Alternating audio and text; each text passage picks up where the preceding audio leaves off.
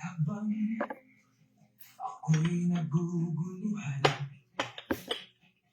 tulad ng hangin, ako'y nawawala. Pait ng buhay, ako'y tinatamaan. Lord, saan ako patutungo? Okay, God's morning mga kapatid. Today is Wednesday at muli, ngayon po ay tutungo tayo sa ating God's morning dito sa ating daily devotion. At ngayon po ay March 25, 2026 at sa atin pong pagtalakay ng ating daily devotion, tayo po ay tutungo sa talata mula po sa John chapter 7 verse 38. Yan po. Yan. At ito ay pamagatan nating The Believer's River of Life. At sa ating pong pagsisimula ay tayo po ay muli sasamahan ng aking partner para po sa pagbabasa ng talata at pangunahan po tayo sa pananalangin. God's morning mga kapatid, tayo po ay babasa sa John 7 verse 38. At ang lahat ng nananalig sa akin at ay uminom sapagkat sinabi sa kasulatan, mula sa puso ng nananalig sa akin ay dadaloy ang tubig na nagbibigay buhay. Tayo po ay manalangin. Hallelujah, O Lord. Maraming salamat, Panginoon, sa umagang ito, Panginoon, na patuloy mong pagmamahal at pagkalingan ay pinagkakaloob mo sa bawat isa sa amin, Panginoon. Maraming salamat, Panginoon, sa panibagong umaga na muli namin pag-aaralan ng iyong mga salita, Panginoon. Samahan nawa kami ng iyong banal na Espiritu nang sa ganoon, Panginoon, ay tuluyan namin itong maunawaan at maintindihan. Bigyan niyo po kami ng karunungan upang lubusan namin itong maintindihan at aming maisapuso. Ganun din maisapamuhay at ibahagi din sa iba. Maraming salamat po, Panginoon, sa patuloy na paggabay sa bawat isa sa amin. At kami po ay humihingi rin po ng comfort, Panginoon, sa pamilya Laksam na ngayon po ay ililibing na si Nanay Susan. Bigyan niyo po sila ng kalakasan ng katawan, Panginoon, at pagiging isa na maging unite silang mag-anak, Panginoon. Maraming salamat, Panginoon. At ang lahat po ng ito ay aming ipinapanalangin sa pangalan ng inyong anak na si Jesus. Amen. Amen. So, prayin natin, Panginoon Diyos. At ngayon po ay tayo ay dadako dito sa ating paksa. At sabi nga po sa Amplified Version ng binasa nating talata kanina, he who believes in me, who adheres to trust and relies on me, sa ating Panginoon Kristo, as the scripture has said, from his innermost being will flow continually rivers of living water. Napakaganda ho ng talatang ito, na nagpapaalala at nagbababala sa atin, at sa mga pahayag ng scripture na ito ay ating tuklasin. Ano nga ba ang pinapahayag at ninanais ng Panginoon na lakaran natin? Ang verse na ito po ay sabi nga ay sinulat at sinabi na ating Panginoong Jesus sinabi na ating Panginoong Jesus, at ito po ay habang siya po ay nasa Jerusalem, para sabi nga sa Feast of Tabernacles. Sa Hebrew, ito po ay tinatawag na Sukkot, na nangangahulugang but o kubol.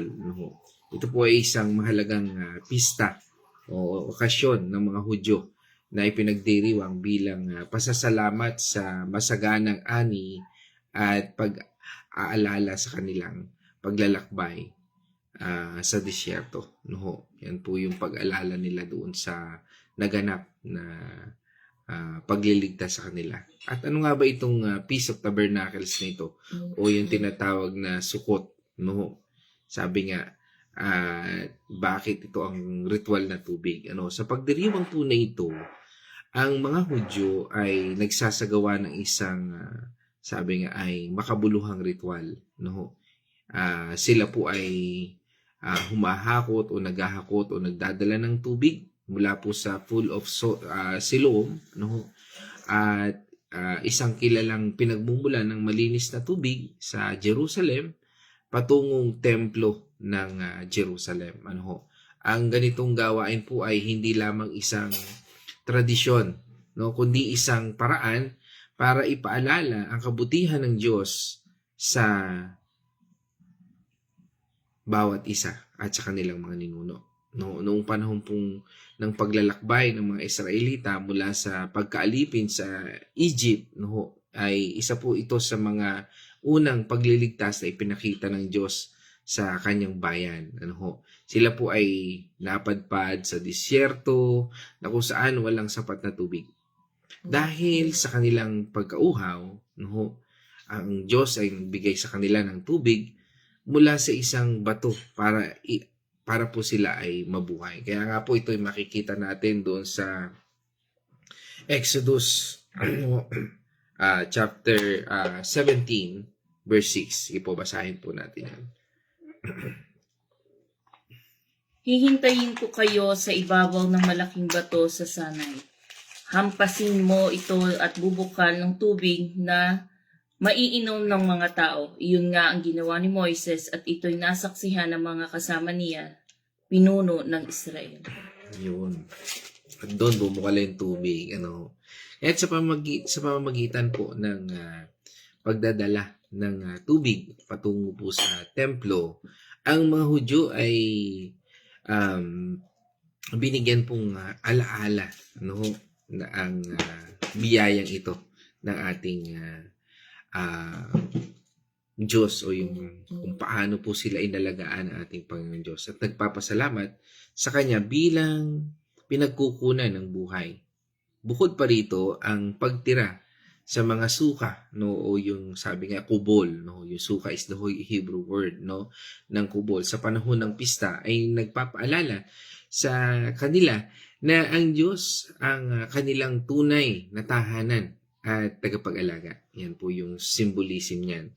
Kaya nga po dito sa kasulatan, ang tubig po ay palaging may malalim na espiritual na kahulugan. No? Ito po ay kumakatawan sa biyaya, katotohanan, at buhay mula sa ating Panginoon Diyos. Tunghayan po natin yon. Sabi doon sa Isaiah chapter 12 verse 3 ay ito po. Malugod kayong sasalok ng tubig sa balon ng kaligtasan. Iyon po. At yan po yung pinanghahawakan ng mga Israelita.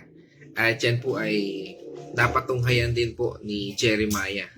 Kaya nga po sa Biblia makikita po natin is talagang hindi po yan nakamamangha kasi sa haba ng panahon, ay talagang nakikita natin yung fulfillment ng salita ng Panginoon Diyos. Kaya nga po hindi pwedeng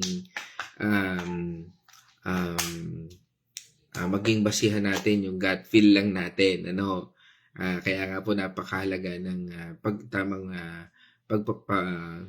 interpretation, o yung tamang pag-aaral ng salita ng Panginoon Diyos.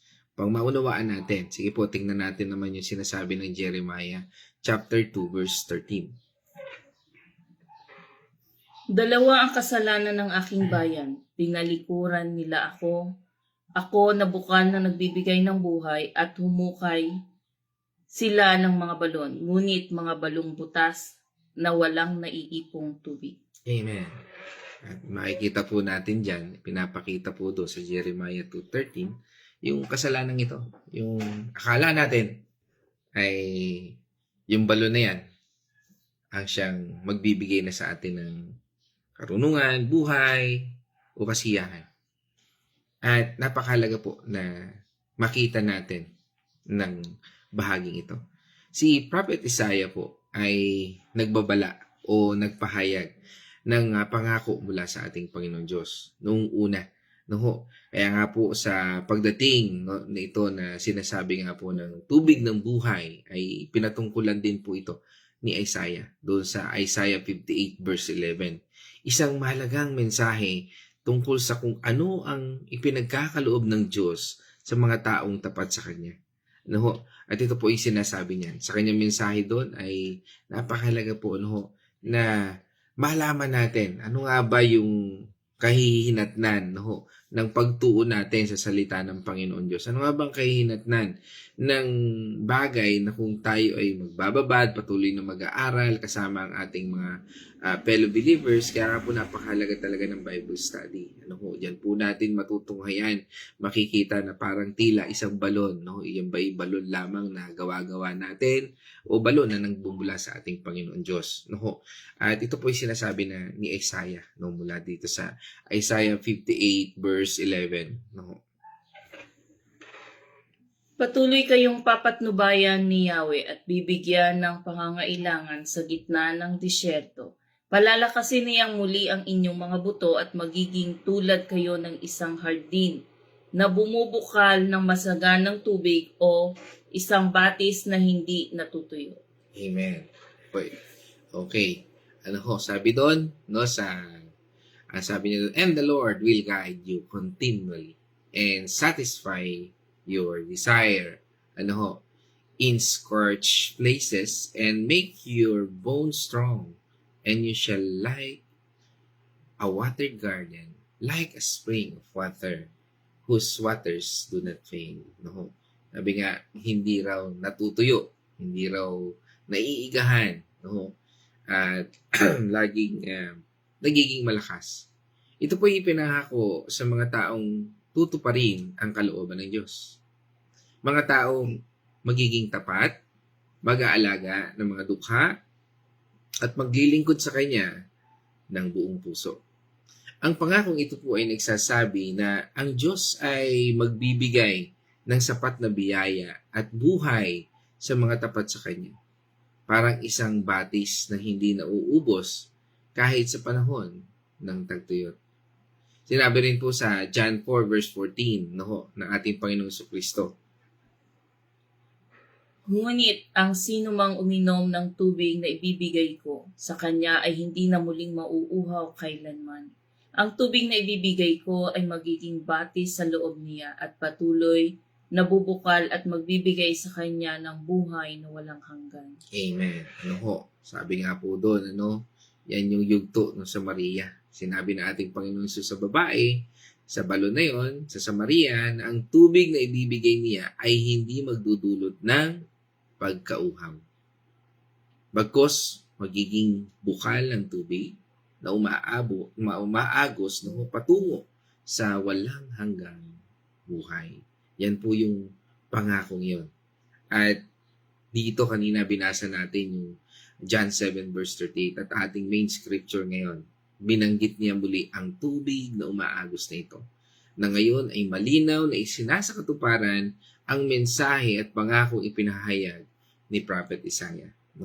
Kaya nga po yan po ay typology ng mga bahagi na ito. Kung paano natin maunawaan ang sinasabi ng aklat o ng Biblia sa ating buhay. Dahil alam ng mga tao noong panahon ng ating Panginoong Hesus kung anong ibig sabihin ng tubig sa kanilang buhay bilang pangunahing pangangailangan at simbolo ng biyaya ng Diyos. Sabi nga, sabi nga ay napaka sigla at makabuluhan ang mensaheng ito. At ang binanggit dito na ating Panginoong Jesucristo na tubig na umaagos ay direktang, sabi nga, ay tumutugon o sumasagot sa ritual ng sukot. Ngunit iniaangat pa ito sa mas mataas na antas mula sa pisikal na tubig patungo sa espiritual na buhay na ibinibigay ng banal na espiritu. The Holy Spirit itself. Kaya nga po yan yung banal na espiritu na nasa atin ngayon. Kaya nga po, tulad ng pagpapalaya ng ating Panginoon Diyos sa mga Israelita mula sa pagkailipin ng Ehipto. Nais din po ng ating Panginoon Diyos na tayo ay makalaya mula sa mga bagay na pumipigil sa ating na maranasan ang buong daloy ng kanyang tubig na ito, ang tubig ng buhay na ito. Ano po yan? Una, pagkaalipin sa kasalanan. No, yan po yung una dyan. Yan ang ninanais niya na makalaya tayo. Tayo ba ay patuloy pa rin na alipin ang ating mga kasalanan? Sinasabi po sa atin ng Roma chapter 6 verse 18 ay ito. Pinalaya na kayo sa kasalanan at kayo ngayon ay mga alipin na ng mga katwiran. Amen. So, pinalaya na raw po. Ano ho? Tayo. You have been set free from sin and have become slaves to righteousness. Ang kasalanan po ay nagiging bilangguan na maaring pumigil sa atin sa tunay na buhay na ibinibigay ng ating Panginoon Diyos. Sa pamamagitan po ng ating Panginoong Hesus, tayo ay pinalaya mula sa kaparusahan at kapangyarihan ng kasalanan. Ikalawa, ano po yan? Pagkahumaling sa mga bagay ng mundo. No, minsan, di ba, akala natin pagka nagkaroon na tayo na ito, masaya na tayo. Pero nung meron na tayo, nakita natin sa iba na mas maganda yung nasa kanya, yun, nahuhumaling na ho tayo. Sana meron din ako ng gano'n. Walang katapusan, di ba? And that is the life in this world. Mga bagay tulad ng pera, karangyaan, katanyagan, at mga pansariling hangarin na ginagawa nating Diyos sa ating buhay. Maaring minsan, yan ang ginagawa nating Diyos sa ating buhay. Ang mga tao sa ating buhay, nakala natin ay yan yung mga makapagtutulong sa atin, no? Hindi po dapat ganon. Tulad ng tubig sa disyerto na mabilis natutuyo, ang mga bagay na ito ay hindi makapagbibigay ng tunay na kasiyahan at kaligtasan. Ano pa? Katlo, takot sa pagkabalisa at pagkabalisa. Ano? Yan yung anxiety, no? Depression. Sinasabi po nga po sa atin ng 2 Timothy 1:7. Ito po yung sabi sa atin doon, di ba? Sapagkat ang espiritong ibinigay sa atin ng Diyos ay hindi espiritu ng kahinaan ng loob, kundi espiritu ng kapangyarihan, pag-ibig at pagpipigil sa sarili. Amen. Lahat tayo ay dumarating dyan. Pero iba-iba ang take-up natin dyan. Kung ang take-up natin dyan ay katulad ng ating pinag-aralan the other day is we ask from Him, we seek from Him, we knock from Him, mapagtatagumpayan natin ito. Kaya nga sinasabi dito sa 2 Timothy 1:7, for God gave us the spirit not of fear, but of power and love and self-control. Hindi tayo binigyan ng Diyos ng espiritu ng takot, kundi harapin natin ng may kapangyarihan niya at may pagkukontrol sa ating sarili. Ang Diyos ay nais na palayain tayo mula sa takot, sa kamatayan, problema at kawalan ng kinabukasan dahil siya ang ating tagapag-alagang mapagkukunan natin ng lakas. Tandaan natin, ang Diyos, lagi ko po nasasabi ito, ang Diyos hindi siya nahihirapang alisin ang Israelita sa Egypt. O ang Diyos hindi siya nahihirapan alisin ang Israelita sa pagkaalipin sa Egypt. Ganun din sa atin. Hindi rin siya nahihirapan na alisin tayo sa kasalanan nung tinanggap mo ating Panginoon sa Kristo. Alam niyo kung saan siya nahihirapan? Alisin sa isip natin ang kasalanan. Alisin sa isip natin ang pagkaalipin sa sugal o ano pa mang mga bagay na hindi tama para sa atin. Alisin sa atin yung pagkaalipin sa katamaran. Pag-aaral ng salita ng Panginoon Diyos. Napilit natin na sinusunod pa rin ang ating mga sariling kagustuhan. Ika-4, pagkakahati-hati at kasamaan sa mga isip natin. Ito po yung mga negatibong damdamin tulad ng puot, galit, inggit, at pagkahiya na pumipigil sa atin na maramdaman ang kapayapaan at makipag-ugnayan ng maayos sa ibang tao at sa Diyos. Okay, 5, mga batas at tradisyon na hindi nagdudulot, sabi nga, nagdudulot ng buhay. Tulad ng ilang mga tradisyon noong unang panahon na naging banta sa tunay na paglilingkod sa Diyos, nais din ng ating Panginoon Diyos na palayain tayo mula sa mga gawi at paniniwalang hindi umaayon sa kanyang salita. Sabi nga, kapag nagko-contradict na yan doon sa salita ng Panginoon Diyos, mag-isip-isip ka na. Baka sarili mo na lang ang sinusunod mo. At maaring nagiging hadlang sa ating relasyon sa Kanya. Kung ito ay nagtutulak sa mga bahagi na ito, pag-pray mo kay Lord. Dahil baka akala mo nandun ka sa balon ng ating Panginoon. Hindi mo alam, ibang balon na pala yan. Ang disyerto ng mga Israelita ay katulad ng mga hamon sa ating kasalukuyang buhay.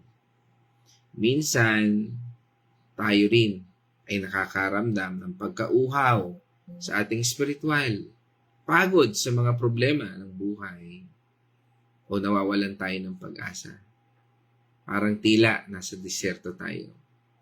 Pero tulad po ng pagbibigay ng Diyos ng tubig sa mga Israelita, at tulad ng pangako na ipinahayag doon sa Isaiah 58 verse 11 sa mga taong tapat, ang ating Panginoong Hesus rin po ay nagbibigay ng living water para tugunan ang ating tunay na pangangailangan sa Espiritu at palayain po tayo mula sa ating mga bilangguan.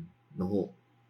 Yan po yung bilangguan ng kasalanan, bilangguan ng anumang bahagi na pumipigil sa ating Panginoon Diyos. Yan po ay bilangguan.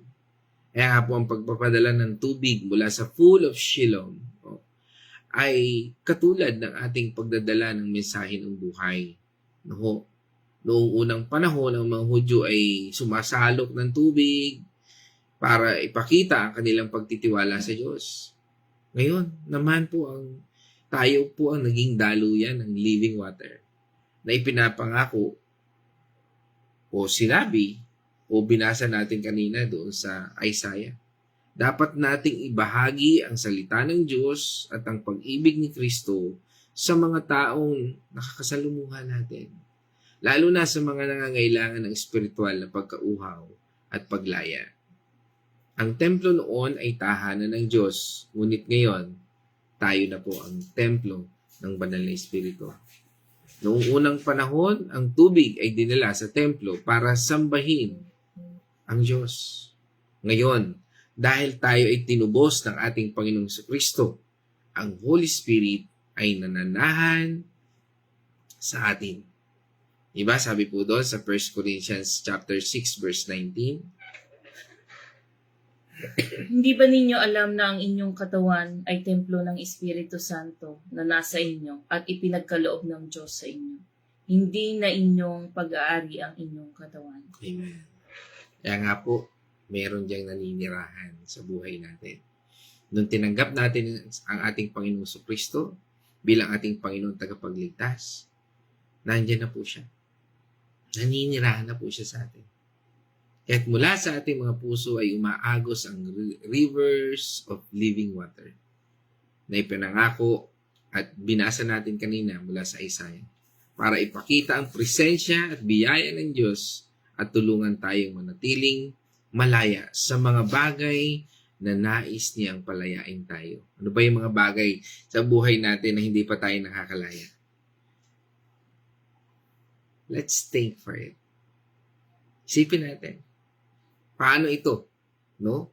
Makapagbibigay sa atin. And how can we transform?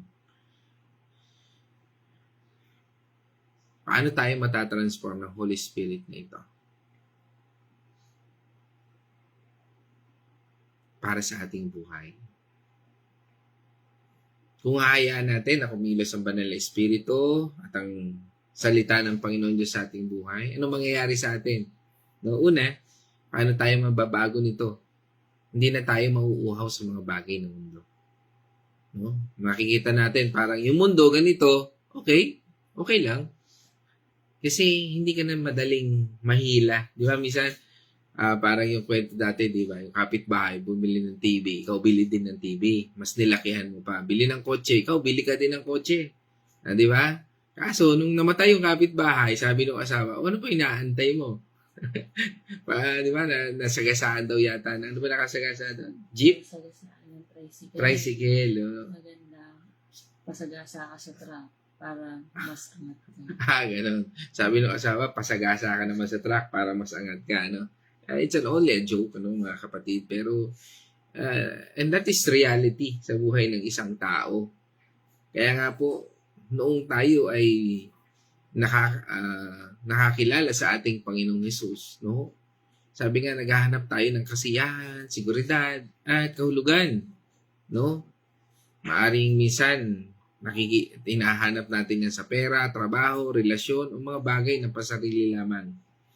Pero, parang tubig ito sa disyerto na mabilis na natutuyo. Hindi po ito nagdudulot ng tunay na buhay. Pero ang living water mula sa ating Panginoong Jesucristo, sa ating Panginoong Diyos Ama, Banal na Espiritu, na ipinangako ng Book of Isaiah ay ibinigay mismo ng ating Panginoong Hesus. Ito po ay nagbibigay ng eternal life at tunay na kasiyahan na hindi may bibigay ng anumang bagay sa mundong ito. At nagpapalaya sa atin mula sa pagkakahumaling sa mga ito. Ikalawa, kung tayo po ay mananatili dito, tayo po ay nagiging mapagbigay na pinagmula ng buhay para sa iba. Na nagiging giver po tayo. No?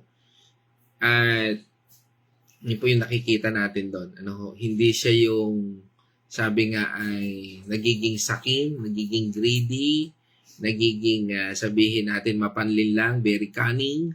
No, hindi na ho yan. Nata-transform po tayo dyan. No, at yan po yung makikita natin. No, na kung paano yung mga taong ginagamit ng Panginoon Diyos ay kung paano po nagkakaroon ng bahagi. No? Kaya nga po, tayo ay nagiging mapagbigay, hindi nagiging laging kulang, laging gusto mo na lang parang gusto mo makakuha sa taong ito. Parang gano'n, hindi yung ikaw nagbibigay. No? At dito po, ang ilog ay hindi nakakulong sa isang lugar. Maagos po ito, di ba? Yung ilog, no? Yung ilog, di ba? Nakikita natin, maagos po yan. No? Para buhayin ang mga tanim at nagbibigay ng tubig sa mga tao at palaganapin ang buhay. Kaya nga po makikita natin ang river, no? Iba-iba man ang landas, iba-iba man ang tungo, pero iisa lang ang patutunguhan yan. Ganon din po tayo. Kapag ang banal na Espiritu ay umaagos sa atin, tulad ng pangako ng ating Book of Isaiah, no, na tayo ay magiging watered garden, spring of water, hindi tayo, sabi nga, natitinag sa sarili nating kaligayahan. No? Gusto nating ibahagi ang salita ng Panginoon Diyos. Nagkakaroon po tayo, yan po yung sign yan eh. Kapag nando na po tayo, no, makikita natin yan. Bakit nga ba we are hungered to share the Word of God? Nagiging watered tayo. No? Nagiging watered garden, spring of water. Kasi nga po, yan po yung, sabi nga, kung ikaw ay napufulfill ng banal na Espiritu at nakukuha natin yan sa pag-aaral natin ng Biblia, nakukuha natin yan sa pagdalo natin, no? Kasi nga po, nagiging equipped tayo. Hindi ka naman pwede magbahagi ng salita ng Panginoon Diyos na hindi ka equipped. Kasi mangyayari po niyan sa iyo ay parang, katulad nga po nung na viral, no, tungkol doon sa pagsasabi doon sa mga false teachers, no, ay magiging makikita mo yung bunga niyan eh. At napakahalaga ho talaga ng mentorship, ano ho, na pag ikaw ay, kaya nga po wag niyo pong sayangin yung Bible study, no, kasi doon ho tayo tunay na makikita natin eh, mai-equip tayo eh. Kasi kung hindi po, ay talagang wala. Para kang headless chicken. Alam niyo yun? Yung manok na tinanggalan ng ulo, patakbo-takbo, pabangga-bangga. Ganun po ang mangyayari.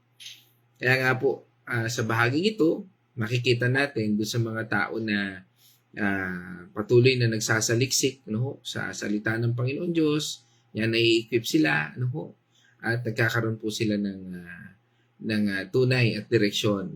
Kaya nga po yung mentorship talagang napakahalaga po yan, na dapat lagi tayong may mentor. Kasi nga po, yan po yung mga bagay na magpapaalala sa atin kung tayo ay mali na ba, tama ba, o nalilihis na ng landas. Napakahalaga po niyan. Ikatlo, dito po, kung tayo ay na-i-equip, yan, na meron tayong mentor, dito po natin nakakayanan ang mga pagsubok. Kaya kapag may tagtuyot sa ating buhay, problema sa trabaho, sakit, away sa pamilya, o problema sa negosyo, sabi nga po, ang daloy ng buhay mula sa ating Panginoon Diyos na ipinangako ng kanyang salita, na hindi kukupas. Sabi nga doon sa Isaiah, di ba? Ay ito po yung nagbibigay sa atin ng lakas, pag-asa, at kapayapaan. Nalampas sa ating pagkaunawa. Na kung minsan tayo namamangharin, bakit nga ba wala akong kaba? Bakit nga ba wala akong bagabag ngayon? Kasi nga po yung salita ng Panginoon Diyos ay nananahan sa buhay natin. Kaya nga po hindi po natin kailangang matakot dahil ang pinagkukunan natin ay ating Panginoong Hesus. Sabi nga, sa lahat ng nangyayari sa buhay natin, ang unang nakakaalam niyan ay ang Diyos bago pa dumating yan sa atin. Kaya hindi natin dapat ipag-alala yan. Ang mag-alala ka kung hindi ka nakaayon doon sa salita ng Panginoon Diyos o walang Word of God sa bawat hakbang na iyong tinatahak, maging sa pamilya mo, sa negosyo mo, sa lahat ng direksyon ng buhay mo. Kung nagpapatakbo lang ng buhay mo ay mga tao sa paligid mo, sabi nga, kung yan ay sabihin natin ay hindi mananampalataya, ay tingnan mo rin ang buhay mo. Kasi baka ikaw naman ay naliligaw na doon sa sinasabi ng salita ng Panginoon Diyos. Again, hindi po masamang makiayon doon makisama o makihalubilo doon sa mga unbeliever. Kasi maaaring maging believer sila dahil sa pamamagitan mo. Pero kung ikaw, believer, naging unbeliever o parang tila ba unbeliever, ay yun po ang matindi doon. Kaya nga po, kinakailangan natin ng patuloy na balansing buhay. Na dapat tingnan mo rin sa sarili mo, sino ba yung mga kaibigan mo. Sabi nga, tell me who your friends are and I will tell you who you are. Kung ang mga kaibigan mo ay puro ganun ka na din. Pero kung ang kaibigan mo, meron ka mga kaibigan na meron ka kaibigan na magpapaalala sa iyo, yan yung mga nagme-mentor sa iyo. Yan ang magiging buhay mo. Kaya nga, ito'y paalala rin sa atin ng Panginoon Diyos na kung kukunin siya ang pagkukunan ng lahat ng resource ng ating nangyayari sa buhay natin, magiging pagpapala tayo. Hindi lamang sa sariling buhay natin, kundi sa maraming tao. Hindi dahil din sa iyo, kundi dahil sa Kanya. Lahat po ng source na yan ay sa ating Panginoon. Kaya nga mga kapatid, sa akin pong pagtatapos, kung ikaw po ay isang mananampalataya o naniniwala sa ating Panginoong Kristo, na tandaan po natin na mayroong ilog ng buhay na patuloy na umaagos sa buhay natin. Ito po ang pagkakatuparan ng pangako ni Prophet Isaiah na ipahayag bilang mensahe mula sa Diyos. At ito po ay regalo mula sa Holy Spirit, mula sa ating Panginoong Hesus, na patuloy na nagpapalaya sa atin mula sa mga bagay na pumipigil sa atin. Huwag po nating hayaan na pigilan ang daloy na ito. At patuloy po natin na hangarin na makilala po natin ang Panginoon Diyos araw-araw sa pamamagitan ng patuloy na pagbabasa natin ng salita, pag-attend po natin ng mga Bible study. Mamaya po meron po kaming Bible study sa alas 8 onwards. Kalimitan tatapos po yan ay 10 o'clock. At kami po ay nasa Genesis chapter 41 na. At yan, kaya nga po yan, isang napakahalaga po natin ng pag-aaral ng salita ng Panginoon Diyos. Ano pa? Manalangin. At hayaan po nating gamitin tayo ng Diyos para ibahagi ang kanyang buhay at paglaya sa iba. Kaya nga po sa patuloy nating pagbabahagi ng mga natututunan natin, no, katulad nito, ako pinagpapasalamat doon sa mga nag-share ng God's Morning. Una na, syempre, ang aking asawa na lagi kong katuwang na siyang laging nag-share ng God's Morning. Yan, sino pa ba? Si Nay Winnie, no? Laging nag-share si Nay Gori. Yan, mga laging nag-share po ng God's Morning. Salamat po sa inyo, no? At sa iba pang mga kapatid natin na nag-share, no?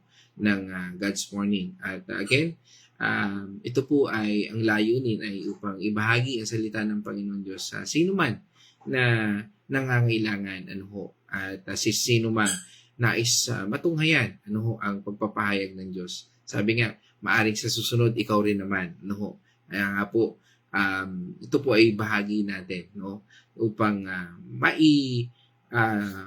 pakalat natin ang salita ng Panginoon Diyos.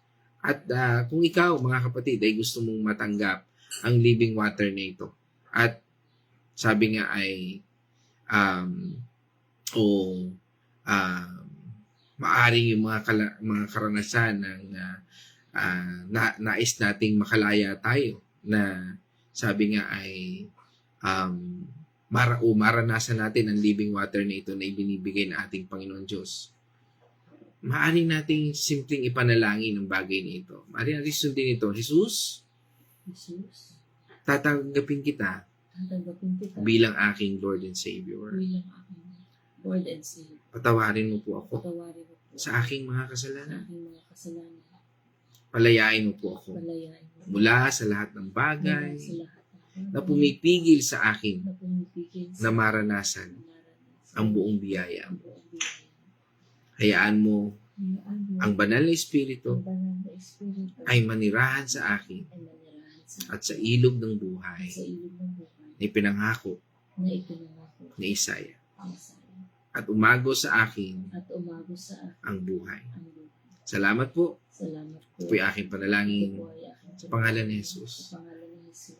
Mali po natin gawin ang mga bagay na yan. Hingin natin siya. Sabi nga, napakahalaga po ng patuloy natin pakikipag-usap sa ating Panginoon Diyos. Patuloy po nating pakikisama sa mga kapwa natin believers. Kasi kung ikaw lang talaga, at gusto tanging ikaw lang, and the Holy Spirit sinasabi mo, imposible po talaga yun. Dahil napakahalaga po na tayo po ay may mga accountability partners na tinatawag. Yan po, at makikita po natin yan doon sa Bible study. Doon tayo makikita natin yan, yung mga mentoring, yan. Mahalaga po kasi yun, mga kapatid. Kasi nga tayo we are part of the body of Christ. Kaya lagi po natin yung tatandaan.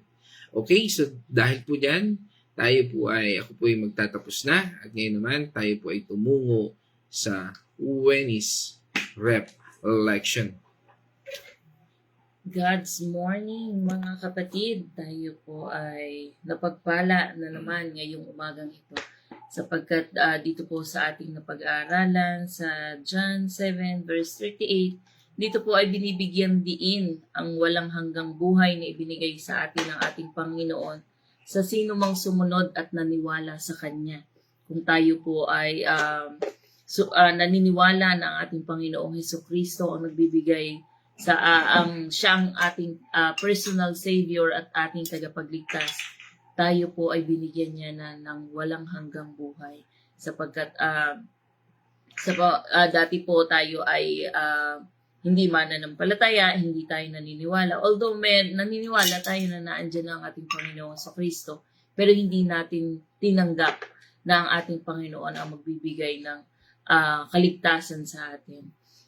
Dito po ay ang pagtitiwala at pagkapit, ang salitang dumating, kumapit at naniwala ay nagsasabi na ang aktibong pagpili natin sa ating Panginoon. Kung tayo ay sarili nating desisyon, walang nag-impluwensya sa'yo, hindi yung napadamay ka lang dahil yung mga kaibigan mo, yung mga kasama mo ay naniwala sa Panginoon, kaya maniniwala ka na rin kasi mali-left out ka. So, hindi po ganoon. Dapat sarili po nating desisyon at sariling conviction sa atin na paniwalaan natin na ating Panginoon ang nagbibigay ng buhay sa atin at ang Panginoon ang ating personal Savior at siya lang ang kaisa-isa at tanging dapat nating paniwalaan sapagkat noong namatay ang ating Panginoon sa krus at di ba tinubos na niya ang lahat ng ating mga kasalanan kaya tayo ay nakikita na ng Panginoong Diyos sa pamamagitan ng Panginoong Hesukristo. Hindi na yung sarili natin sapagkat tayo mismo ay makasalanan. Kaya kung tinanggap natin ang ating Panginoong Hesukristo, nasa unahan natin siya. So ang nakikita ng ating Panginoon ay ang ating Panginoong Hesukristo at hindi yung sarili nating gawa. Sapagkat kung tinanggap po natin ng buong puso ang ating Panginoon, mababago po talaga ang ating buhay. Yung mga dati nating ginagawa ay hindi na natin gagawin. Yung mga masasama nating ginagawa na akala natin ay tama ay hindi na natin gagawin sapagkat tayo ay nabubuksan na ang ating kaisipan. Ito po ay libreng biyaya ng ating Panginoon. Wala pong hindi tayo nagbayad. Yung mga kasalanan natin hindi natin binayaran sapagkat binayaran na ng ating Panginoon. Basta anuhin lang po natin, pagsisihan natin, i-confess natin yung ating mga kasalanan. Sapagkat hindi po tayo mababago kung hindi natin i-confess yung ating mga kasalanan. At hindi natin maiintindihan na yung ating ginagawa ay kasalanan pala. Kung hindi tayo naka-align sa ating Panginoon, doon po tayo mabubuksan talaga ang ating kaisipan. At hindi na rin po tayo matatakot sa kamatayan. Di po ba dati takot na takot tayo mamatay? Ako, ayoko pang mamatay kasi ang dami ko pang gustong gawin. Ang dami ko pang gustong matutunan. Madami ka pang gustong gawin dito sa mundo. At saka, yung kamatayan, takot na takot ka. Pero ngayon, na ang alam mo na nasa Panginoon ka, hindi ka natakot mamatay. Sapagkat matatapos na yung journey mo dito sa mundo at magsisimula na yung panibagong journey mo na kasama ang ating Panginoon. Mas masaya po yun kung tayo ay sama-sama lahat, lalo na po kung kasama natin yung mga mahal natin sa buhay, yung mga kamag-anak natin. Kailangan po ibahagi natin po sa kanila yung mga salita ng ating Panginoon na natututunan natin upang mabago din po ang kanilang buhay at kasama natin sila sa buhay na walang hanggan na ipinangako ng ating Panginoon. Kaya po, napaka-importante po ng mga ginagawa po natin ngayon. Dito po nare-refresh tayo, nagkakaroon tayo ng kaalaman. At yung mga katanungan natin na bakit tayo dumadanas sa mga ganong pagsubok, dito po naiintindihan natin kung bakit, kung papaano natin ito maitatawid at papaano malalampasan. Sapagkat andyan ang ating Panginoon upang samahan tayo sa lahat ng oras at sa lahat ng sitwasyon ng ating buhay. So, yun lang po. Maraming salamat po and God bless sa inyong lahat. Amen. Purihin natin Panginoon Diyos at ngayon naman tayo po ay tutungo sa ating mga comment section. Batiin na natin ang ating mga kapatid mula po dyan sa Bulakin Chaong, siyempre sa pangunguna dyan ng Kuya Chris, batiin natin ang Kuya Chris, ang Nay Gori at ang Nay Marta, yan po sa Bulakin Chaong. Ganun na rin si Nay Lina, at diyan sila Sister Ivy, at saka si Sister Iyasel. Isang mapagpalang umaga po sa inyong lahat dyan at batiin natin ang buong Kapus, Malasmas, Benaluz, Artilyaga, Silang family. Yan. At tungo naman po tayo sa bayan ng Liliw. Kasama po natin ang Arosena family. At pagbati po natin dyan sa pangunguna po ni Nay Edna Arosena. Isang mapagpalang umaga po sa inyong lahat. At from Santo Niño, Barangay Santo Niño, San Pablo City, kasama po muli natin si Nay Josie. Yan, parang mula po yan sa Cathedral of Praise. Tama po ba? Kung di po ako nagkakamali. Isa mapagpalang umaga po at pagpalain po kayo ng Panginoon Diyos at inyong ministeryo sa iglesia po ng Cathedral of Praise, no? Isang mapagpalang umaga po, no? Sa inyo dyan. At sa inyo pong buong sambayan, Nanay Josie. Yan. At tungo naman po tayo sa San Pablo City ulit, no? Yan, kasama po natin ang Azucena Tanyo family. Pagbati natin dyan sa pangunguna ni Brother Arthur, no? At pagbati natin sa Azucena Tanyo family. Yan, at sa ating kumare kaibigan, yan, at kumpare, yan, kay Brother Arthur at Sister Carmeline Tanyo. At syempre pagbati na rin natin sa kanilang mga kidos, kay Pau at kay Julie na lagi ring nakikinig dito sa ating God's Morning. At syempre sa aming inaanak, dyan kay Tyrone at kay Janessa. Isang mapagpalang umaga po dyan sa Carmelite Barangay Concepcion, San Pablo City. Yan. Yan. At sino pa? Yan. Tungo rin naman tayo sa Villa Escudero. Yan. Sinamahan tayo dyan ang Patual family. Yan sa pangunguna ni Nay Winnie Patual. At pagbati na rin natin sa Dalangin family dyan kila Ate Lisel. Yan. Isang mapagpalang umaga po sa inyong lahat dyan. Sa inyong buong sambayan. Yan. At tungo rin tayo po sa lugar ng Bae, Laguna. At dyan po sa ating mga matalik na kaibigan dyan. Yan, kay Brother Mike, no? Yan, kay Brother Mike Biray. At syempre, pagbati na rin natin kay Sister Grace, no? Sa mag-asawang ito. Yan, isang mapagpalang umaga sa inyo, mga kapatid. Yan, mga kaibigan. At yan, at isang pagbati, no? Dyan sa Biray family. Yan, kila Miko, kay Carl, kay Ellie, at syempre kay Dion, at sa aking inaanak na si Butchay, at ganoon rin kay Dayan. Isang mapagpalang umaga po sa inyo dyan. At tungo naman tayo dito sa ating kapatid, dito sa Quezon City, tama ba? O nasa Cavite? Yan, si Bernard Castillo Mandigma. Yan. At, yan, syempre, mga kanyang pamilya mula sa Candelaria, Quezon, no? Yan, kila Daisy at sa inyong mga anak. Yan. At, yan, may kasama ulit tayo dito sa Barangay Concepcion, ano, yan, sa Carmelite Road, no, diyan po. At maaring sila po ay nasa AAA na. Yan, isa po sa supplier po yan ng ECMS Construction. Binabati natin dyan. Taga AAA, no, hardware. Yan, yan po. Yan, sila sa ating lahat dyan. Kasama po natin ang pamilya Lapugot. Yan, sa panguna po ni Sister Maria Luisa Paur. No? Yan, sa mapagpalang umaga po sa inyong lahat dyan. At yan, tungo naman po tayo sa Mindanao, no? Sa lugar po ng Cotabato, Alamada. Kasama po natin ngayon ang aking magandang pinsan, si Ate Elizabeth Chua. Siyempre, pagbati na rin natin kay Kuya Ruel at siyempre sa aking Uncle Sid at kay Mamang Diding. No? Isang mapagpalang umaga po. Yan, sa Cotabato, Alamada. Yan, God's morning po dyan. Sa aking mga kamag-anak, no? Dyan sa, yan, Angtan, lahat dyan, Brigule, no? At Yetgano family, no? At regards dyan sa aking pinsan, kay James Untal, at kay Tita, yan, Tita Tessie, no? Yan, ang Untal family, yan, sa ating mga kamag-anak dyan.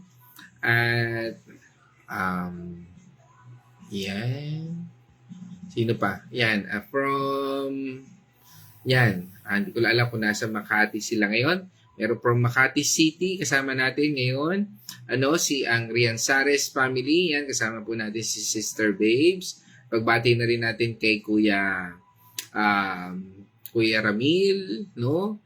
At kay Kate, syempre. Sa kanilang mga anak, kay Kate, kay Isaiah, kay Ezekiel, at kay Isaac, no? At yan, purihin ng Diyos. At pagbati ko na rin sa pamilya ni Sister Babes na yan sa Bulakin, Santa Maria, yan, kay Ape, no? Siyempre kay Kuya Jay, at saka kanyang may bahay, no? Kay Richard, kay Ate Minda, hindi po ako nagkakamali, no? Yan, Isang mapagpalang umaga po sa inyo dyan sa Santa Maria, Bulacan, no? At purihin ang Diyos sa buhay ninyo. Magpatuloy lang po tayo. Yan, nakikinig din po sila, no? At pagamat yung, yan, ano ho. Yan, at tungo naman po tayo, no, sa Santa Rosa, Laguna. Yan, kasama rin po natin ang aking magandang nanay. Yan, si Corazon Getgano Mercado. Yan, at inabati po ang buong Getgano Mercado family. Siyempre, dyan sa Santa Rosa, Laguna, kasama rin natin ang aking magandang anak, si Casey. At siyempre, pagbati ko na rin sa aking poging anak na nasa Batangas, no, kay Kyle, no, Mercado. At siyempre, pagbati ko na rin sa aking kapatid kay Caroline. At sa kanyang mga anak, kay Princess, kay Shai, kay Jello, kay CJ, at kay Baby Sia, na lagi rin pong nakikinig. Ano ho? Purihin ng Diyos sa buhay niya. Tungo naman po tayo sa Israel. Yan, kasama po natin ang ating kapatid. Ingat dyan, kapatid. No? Yan, kay Sister Maria Fe. No? At syempre, pagbati rin natin sa iyong buong pamilya, mula sa inyong mag-asawa, kay Brother Ian, at sa inyong mga anak na parang nag-birthday yata. Yung anak ninyo, no? Hindi ako nagkakamali, kahapon. Happy birthday, no? Sa iyong anak. At patuloy na pagpalain ng ating Panginoon Diyos, no? At, yan, sino pa? Yan, siyempre kasama rin natin ang lagi nating nakakasama, ang warrior. Tingin ko talaga dito warrior kasi on her age talaga nakaka-inspired, no? Dito mula po sa Dolores, Quezon, kay Nay Remy Alinea. Yan, ang isa sa mga warrior natin talagang. Purihin ng Diyos, Nay Remy. Ako po ay patuloy na nagagalak sa inyong patuloy na sabi nga ay nakakasama natin sa mga gawain ng Panginoon. Ano, purihin ng Diyos sa inyo. Salute, Nay Remy. At mamaya, see you later para sa ating pag-aaral ng Genesis chapter 41. No? At ngayon, kasama rin po natin ang aking kaibigan din, kumpare, yan, at business partner din, yan, si Boss Hill. Yan, kasama natin si Brother Rolly Bombani. At syempre, pagbati natin sa kanyang buong pamilya, kay Sister Angel, kay Roan, at syempre sa aking inaanak na si Rael. Isang mapagpalang umaga dyan sa Dolores, Quezon. Ayan, purihin ating Panginoon Diyos. Okay? At sino pa? Yan, nandito rin pala si Ate Lisel. Thank you, Lord, sa umagang ito. Salamat po sa mga taong ginagamit mo para tumulong sa kapwa, lalo po silang pagpalain sa lahat ng oras, lalo na po sa pagdadrive araw-araw. Okay, praise God. Yan, at from USA, nabanggit ko na ba ito? Si Sister Abigail daw. Yan, lagi rin po natin itong kasama, si Nurse Abby. Yan po sa Washington. No? Yan, sa USA, Seattle, Washington. At yan, kasama rin po natin ang ating kapatid. No? Yan, ang Rodriguez family. Yan, kasama po natin si Greg Rodriguez. Isang mapagpalang umaga sa iyo. At yan, nandito rin si Sister Grace na nauna na rin nating nabati kanina. Yan. At from Italy, no, muli nakita natin, no, after a long time. Yan.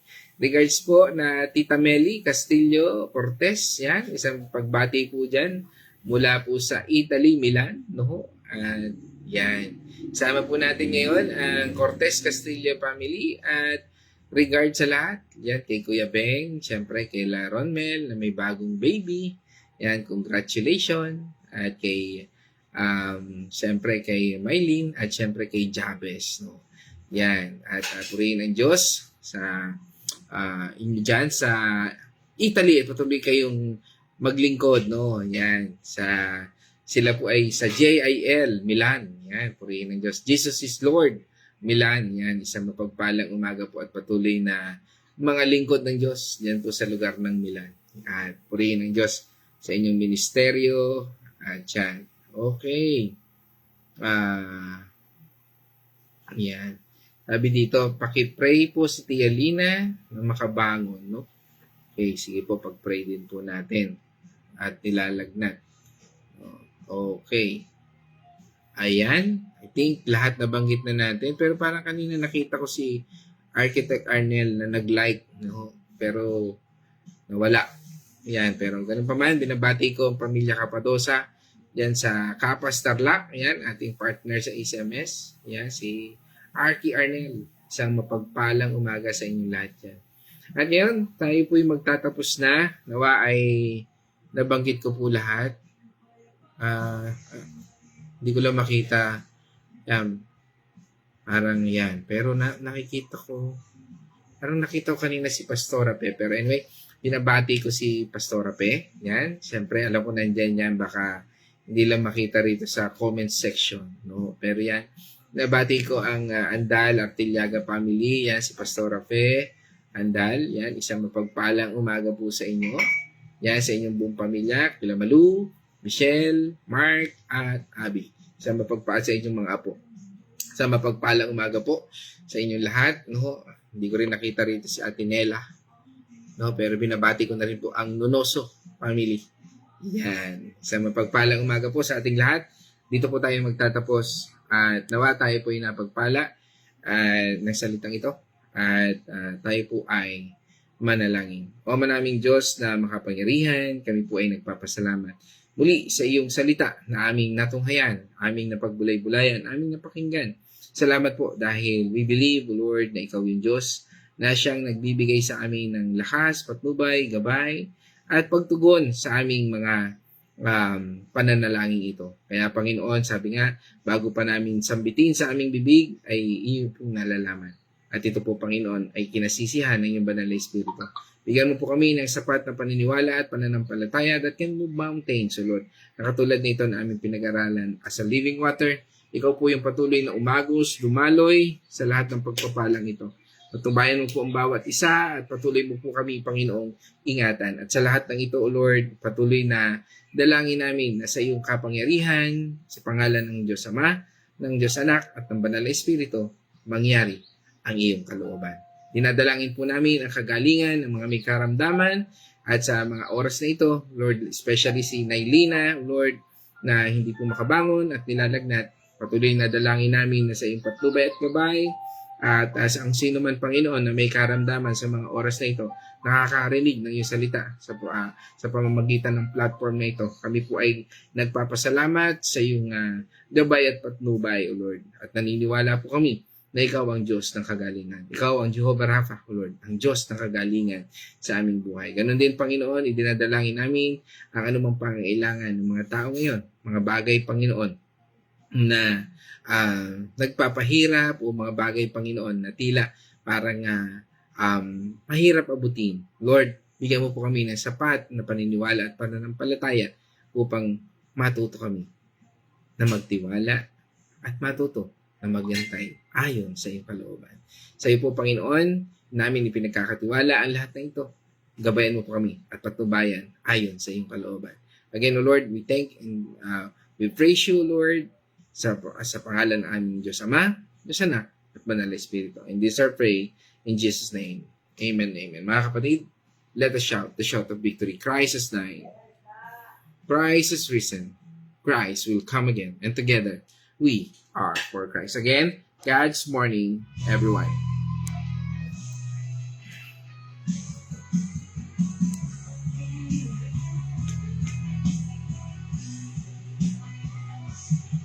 Panginoon, ikaw ang aking tanong. Bago ba mabuhay ng nalayon? Puso ko'y hahangad sa iyong kalagitan.